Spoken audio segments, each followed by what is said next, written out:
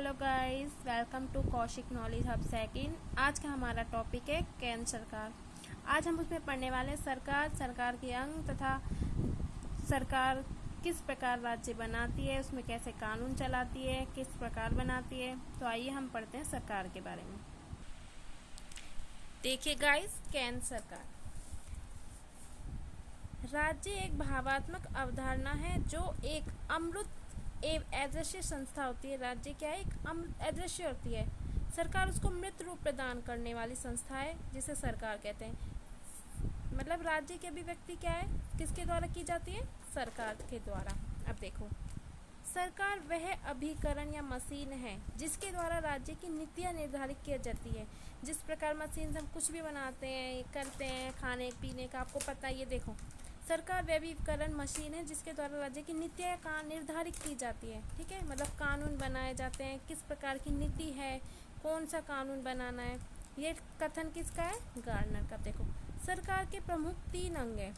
सरकार के प्रमुख 3 अंग हैं: व्यवस्थापिका, कार्यपालिका, न्यायपालिका। व्यवस्थापिका क्या है? कानून बनाती है। कार्यपालिका इस कानून को लागू करती है। ठीक है, और जो न्यायपालिका है वो इस कानून को व्यवस्थापिका बनाती है, कार्यपालिका लागू करती है, मतलब घोषणा करती है। प्रधानमंत्री को द्वारा जैसे घोषणा की जाती है, और न्यायपालिका क्या करती है? इसको पालना करती है।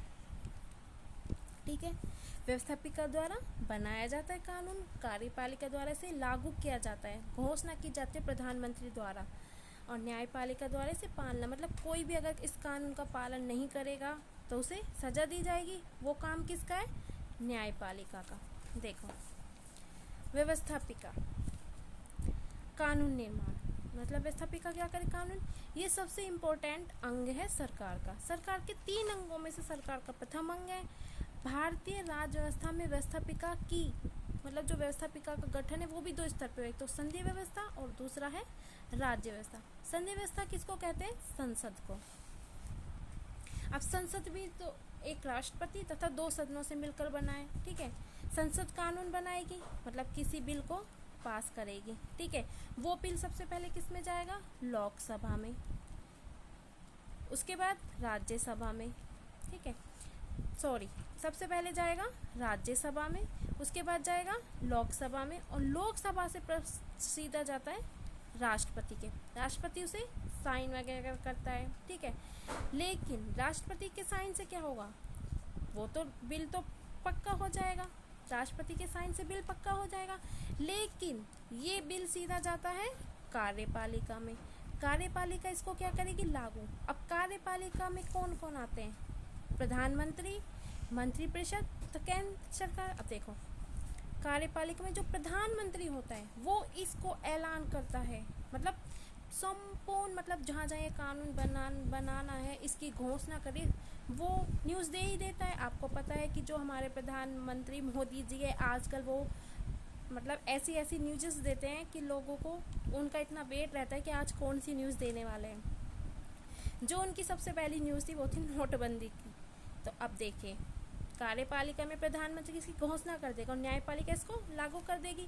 अब देखो, संविधान के अनुच्छेद 79 द्वारा व्यवस्थापिका की गई है कि भारतीय संघ की एक संसद होगी जिसमें निर्माण राष्ट्रपति तथा 2 सदनों से मिलकर होगा। अभी मैंने कहा कि जो संसद है उसका निर्माण राष्ट्रपति तथा 2 सदनों से मिलकर होता है। पहला कौन सी है? लोकसभा, और सेकंड है राज्यसभा। देखो, लोकसभा, इसे हम निचला स्तर, इसे हम पहला चैम्बर तथा निचला स्तर कहते हैं, और ये चर्चित है, चर्चित सभा, मतलब संपूर्ण जनता द्वारा जानी मानी लोकसभा। ठीक है, इसका कार्यकाल होता है 5 साल का।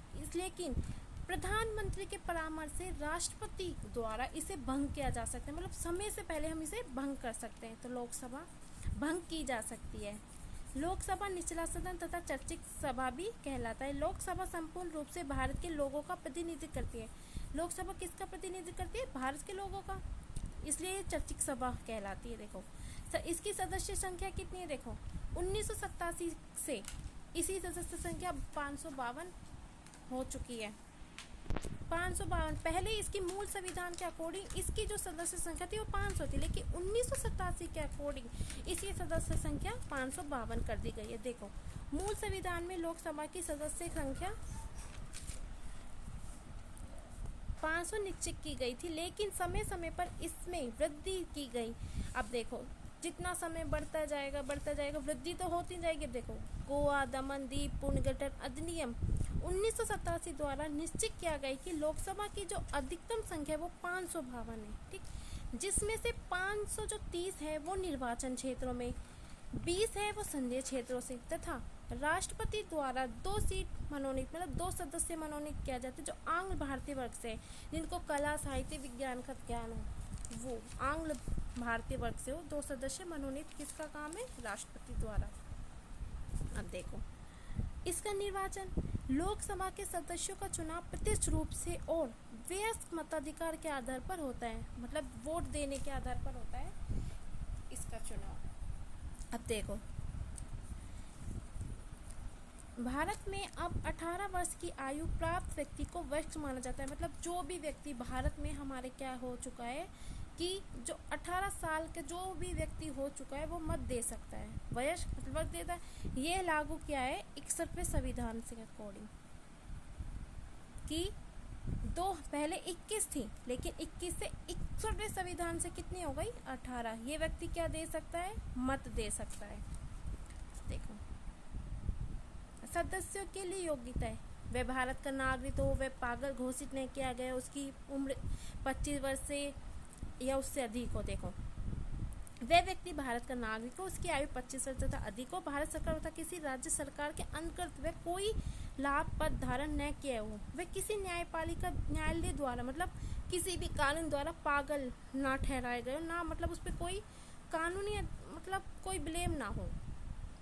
कार्यकाल, इसका कार्यकाल 5 साल का, इसे समय से पहले भंग किया जा सकता है राष्ट्रपति द्वारा प्रधानमंत्री की सलाह के लिए, मतलब प्रधानमंत्री के परामर्श से। लोकसभा का कार्यकाल 5 वर्ष का है, प्रधानमंत्री के परामर्श के आधार पर राष्ट्रपति के द्वारा लोकसभा को समय से पहले ही भंग किया जा सकता है।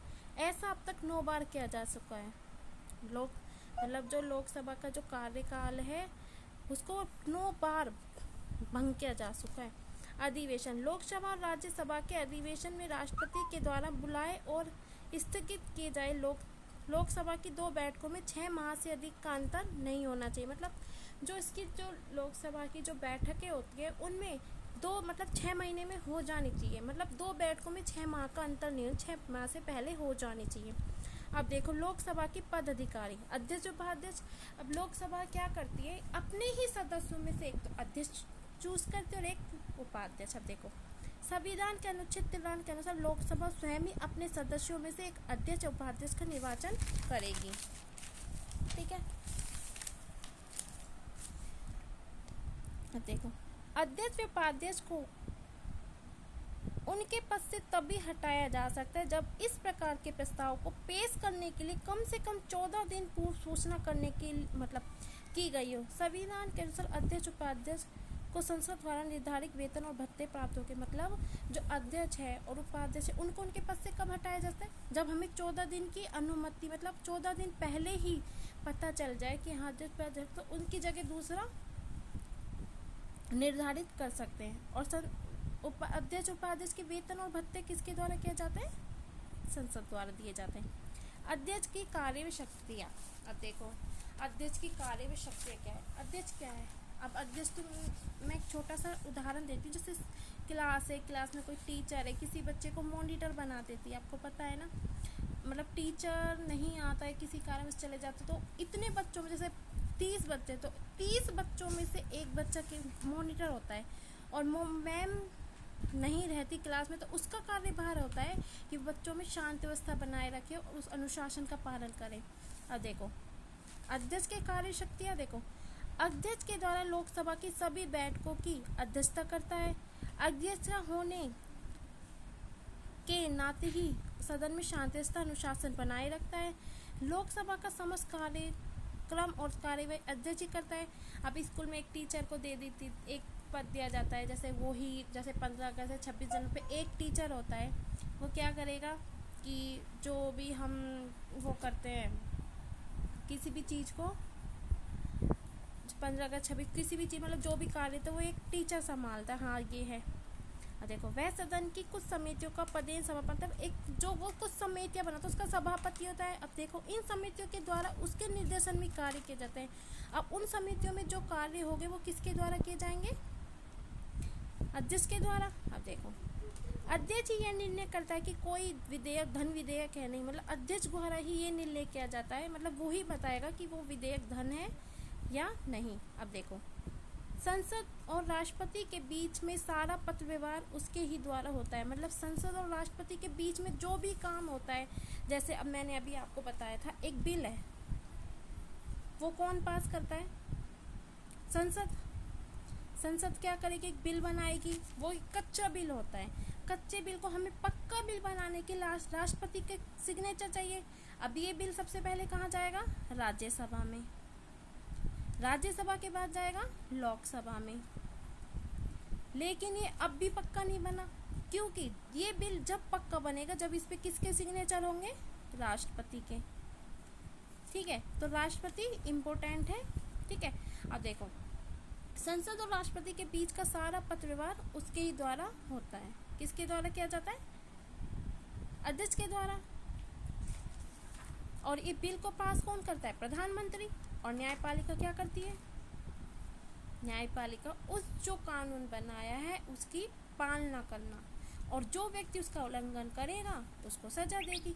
तो अब देखो संसद और राष्ट्रपति के बीच का सारा पत्र व्यवहार उसके द्वारा ही किया जाता है, अध्यक्ष के द्वारा किया जाता है। तो गाइस आज हमारा टॉपिक लोकसभा, सरकार, मतलब पहला टॉपिक हमारा जो था सरकार के 3 अंग, और 3 अंगों में जो व्यवस्थापिका है उसके बारे में आज हमने लोकसभा के बारे में पढ़ा। अब कल हम पढ़ेंगे राज्यसभा।